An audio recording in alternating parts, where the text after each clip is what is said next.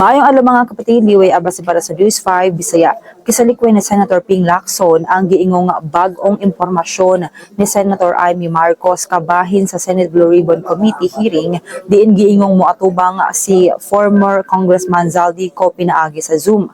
Wala naghatag og lain pang detalye si Senator Amy kung asa niya nakuha ang impormasyon. Apan iyang giingon nga motambong si ko via Zoom. Sumala sa balawd sa Senado kung Zoom hearing, kinahanglan kini ipahigayon sa embahada sa Pilipinas aron mahimong valid ang testimonya o ipa-affirm sa konsulado kung dili.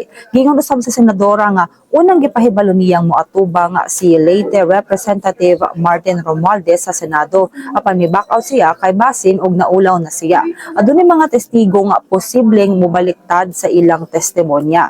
Naghatag og mensahe si Senator Amy para kangko nga adunay kongresistang moatubang sa hearing aron limpyuhon ang ngalan ni Romualdez. Gingon niya nga scripted ang mga isulti sa mga kongresista ug klaro nga walay kalabutan si Romualdez sa flood control anomaly. Sumala kang Lacson, wala niya gipadayon ang plano nga imbitaron si Ko pinaagi sa Zoom tungod kay basin gamiton kini alang sa propaganda. Wala pud kunoy accountability si Ko ug dili siya mapugos sa contempt sa komite. Gidugang pa ni Lacson nga ang iyang problema karon mao ang kawadon sa tingog dili ang prediksyon ni Senator Amy bahin sa pagdungog.